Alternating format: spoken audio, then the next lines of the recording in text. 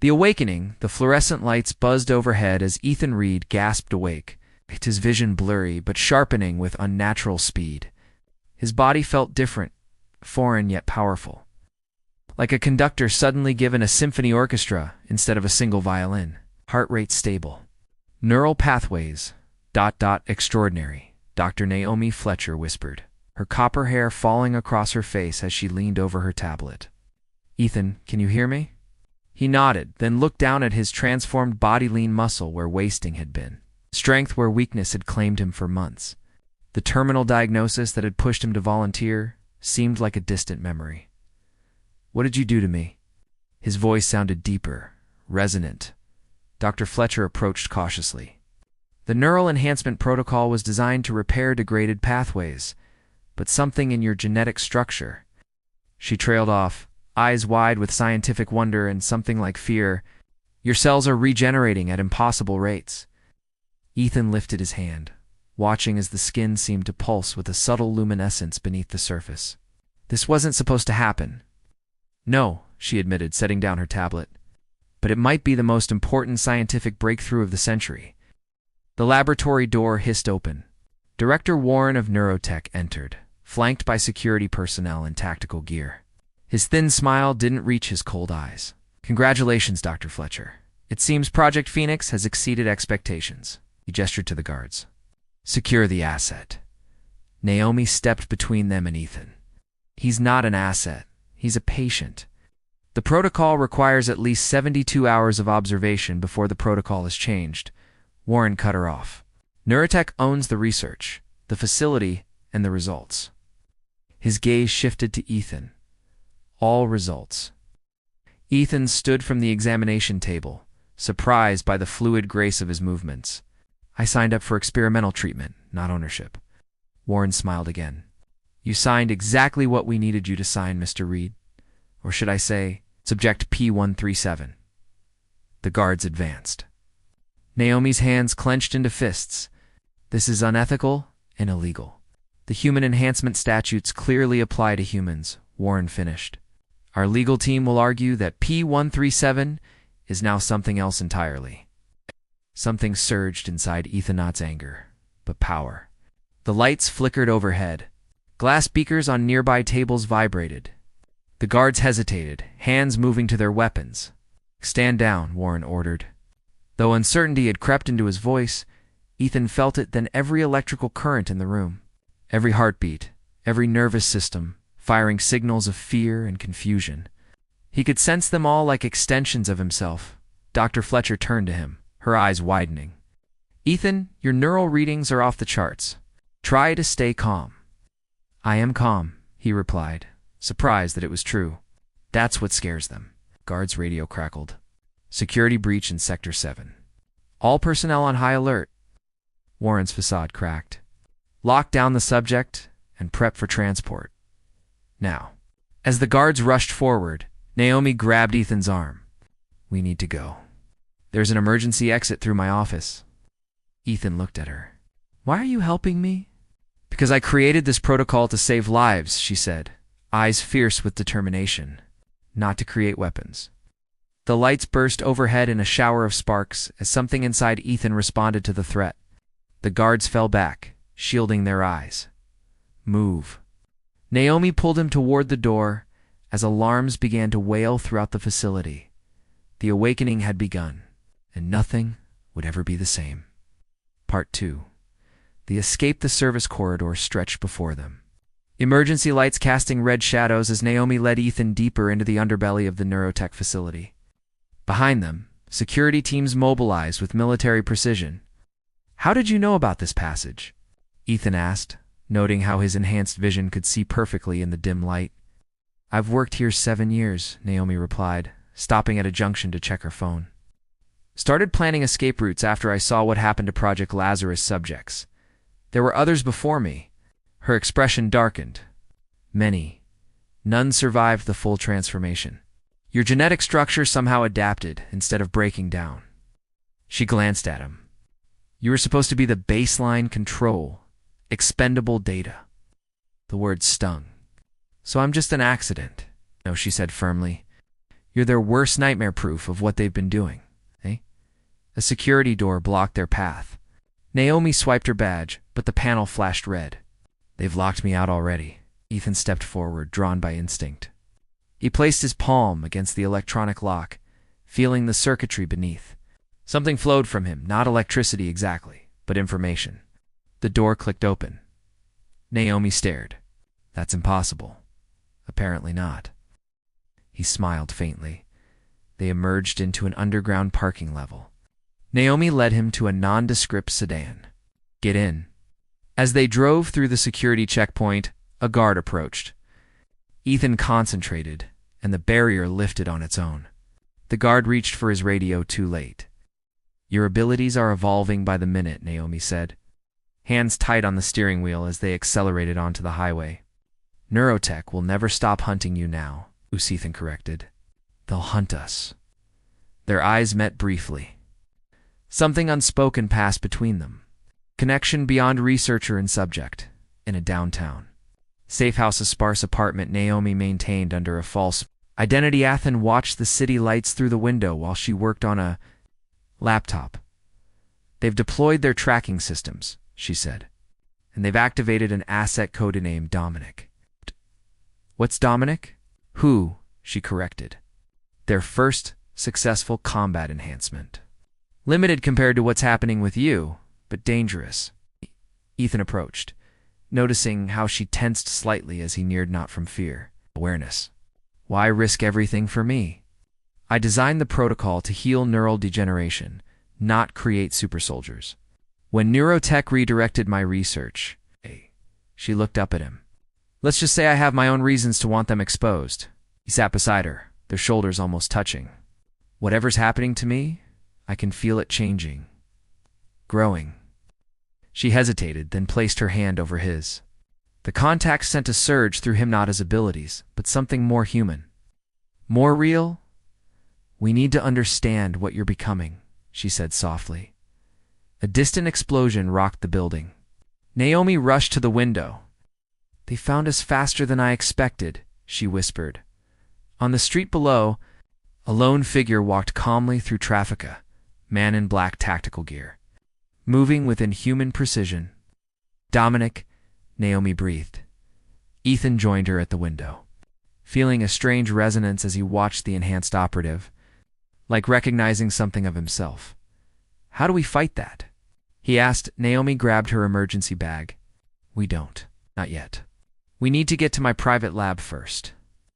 As they slipped out the back exit, Ethan felt it, a pull, a connection to the hunter below. And somehow, he knew Dominic felt it too. The game had changed. The hunt had begun. The revelation: Naomi's private laboratory was hidden beneath an abandoned pharmaceutical facility on the city's edge. As the security systems recognized her biometrics, heavy doors parted to reveal a space that looked more advanced than Neurotech's main facilities. You've been preparing for this? Ethan observed as she activated the systems. For 3 years, she confirmed, removing equipment from cold storage. Ever since I discovered what Warren was really doing with my research, the room hummed to life around them. Ethan felt strangely at home among the technology, as if he could sense the purpose of each device. We need to analyze your cellular structure, Naomi said, preparing a station. I need a blood sample. When the needle touched his skin, it bent.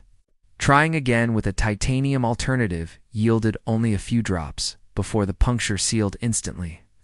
Remarkable, she whispered, rushing the sample to an analyzer as they waited. Ethan studied her, the intensity in her amber eyes, the determined set of her jaw. Not just brilliant, but beautiful, in a way he hadn't fully appreciated in the clinical setting of neurotech. Why did you become a neurobiologist? He asked, her expression softened. My brother had degenerative neural disease. I watched him fade away, piece by piece. She glanced at the processing sample. I wanted to make sure no one else had to experience that. I'm sorry, but don't be. Without that drive, I wouldn't have developed the protocol. You wouldn't be here, the analyzer beeped. Naomi's eyes widened as she examined the results. This can't be right, she whispered, running the analysis again. Your DNA is rewriting itself? not just healing or enhancing evolving. Creating new sequences I've never seen before? Ethan moved closer, drawn to both the discovery and to her. What does that mean? It means you're becoming something entirely new. Their eyes met, faces inches apart. Something beyond human. The moment stretched between them, electric and inevitable. When their lips finally met, it felt like completing a circuit. Naomi pulled away first, breathless. That was ... Not in your protocol? He finished with a small smile. Definitely not. But she didn't move away. The analyzer interrupted with another alert. Naomi reluctantly turned to it, then froze. Oh my God, she whispered. The original pathogen, it matches Neurotech's proprietary signature. What pathogen? The neural degeneration disease that's been spreading globally? Her voice shook. Neurotech didn't discover it. They created it. Understanding dawned on Ethan. Create the disease. Sell the cure. Except they couldn't perfect the cure. The treatments only delay symptoms, keeping patients dependent on Neurotech pharmaceuticals. She looked at him with new understanding. Until you. Your body didn't just accept the protocol, it perfected it. Ethan absorbed this, feeling anger and purpose crystallize within him. We need to expose them. We need evidence, Naomi said. And it's all in Warren's private servers at Neurotech headquarters. Their eyes met again. The brief intimacy now charged with shared purpose. I can get us in, Ethan said. Feeling his ability stir beneath his skin, Naomi stepped closer, placing her hand on his chest. Not alone. He covered her hand with his. No. Together.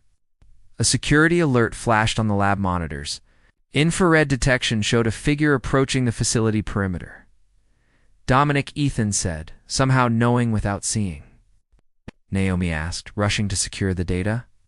The same way I can sense him, Ethan realized. We're connected somehow. As they prepared to move, Ethan pulled Naomi close one more time. Whatever happens, he said, I'm glad it was you who woke me. She touched his face. We're just getting started. Outside, Dominic paused, tilting his head as if listening to an inaudible frequency. The hunt was narrowing. The confrontation inevitable.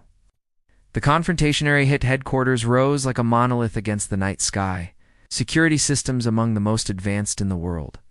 Yet Ethan and Naomi moved through them like ghosts, his evolving abilities disabling cameras and locks with barely a thought. Warren's private servers are 5 floors below the main lab, Naomi whispered as they navigated service corridors. Biometric security. Isolated network. Nothing's truly isolated, Ethan replied, feeling the building's systems like extensions of his nervous system. Everything connects eventually. They reached a high-security door. Naomi placed a device against the panel while Ethan closed his eyes, sensing the electronic defenses beyond. There's something else you should know, Naomi said quietly. About Dominic. Ethan opened his eyes. He was your patient too. The first successful enhancement. But his transformation was forced, mechanical. Yours is ... double quotes, she hesitated. Natural, he finished. Evolutionary. Their eyes met, mutual understanding deepening into something more profound. Ethan touched her face gently, and she leaned into his hand. If we survive this, she said, what happens next? We'll find out together, he promised. The door opened. They slipped inside the server room, a cathedral of data, humming with secrets. Naomi connected her device to the main terminal while Ethan stood guard, extending his awareness through the building. I've found it, she whispered. Project Phoenix, Project Lazarus, everything. The distribution plan for the pathogen, profit projections, board approvals. Her voice hardened. They've been planning this for a decade. Ethan sensed movement. We're not alone. The lights dimmed. Emergency systems engaged. I've been waiting, came a voice from the shadows. Dominic stepped forward, his movements unnaturally smooth. Unlike the tactical gear from before, he now wore a form-fitting exoskeleton that pulsed with subtle energy. Warren sent his pet, Naomi said, positioning herself behind Ethan. Director Warren is merely following protocol. Dominic tilted his head, studying Ethan with curious detachment. You're fascinating. An anomaly. I could say the same about you, Ethan replied, feeling the strange resonance between them intensify. We're not the same, Dominic said flatly. I was enhanced. You're something else. He's what you could have been, Naomi interjected. If they hadn't limited you... Dominic's expression flickered, the first hint of emotion. Upload complete. Security protocols breached, announced the system. No. Dominic lunged forward with inhuman speed. Ethan met him halfway. Their collision sent shockwaves through the room, servers sparking. Each blow Dominic landed, Ethan absorbed and adapted to. Each technique Dominic employed, Ethan's body learned and countered. Naomi worked frantically at the terminal. The data's uploading to global servers. They can't stop it now. Dominic broke away, eyes narrowing. You don't understand what you've done. We've exposed the truth, Ethan said. You've exposed humanity to something they're not ready for. Dominic's gaze shifted between them. What you are becoming, what you both could become. Naomi stepped forward. What are you talking about? Ask your creator, Dominic said coldly, backing toward the exit. Ask her what the final phase of Protocol Phoenix was designed to achieve.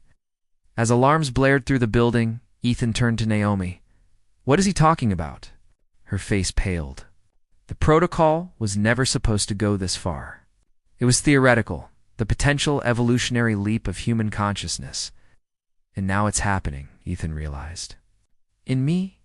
In us, she corrected, taking his hand. I've been exposed to your cellular changes. I'm changing too. The building trembled as security systems initiated lockdown protocols. We need to go, Ethan said, pulling her toward the exit. Now, as they fled, Ethan felt something new awakening, not just in himself, but between them. A connection transcending the physical. The next stage of evolution had begun. The transcendence dawn broke over the city as Ethan and Naomi stood on the rooftop of an abandoned observatory, watching Neurotech's public fall in real time. News helicopters circled the corporate headquarters while federal agents streamed through the doors. It's done, Naomi said, closing her tablet. The evidence is everywhere undeniable, irrefutable.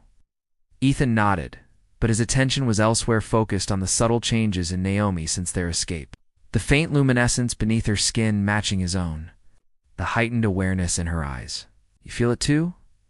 He said quietly. She met his gaze.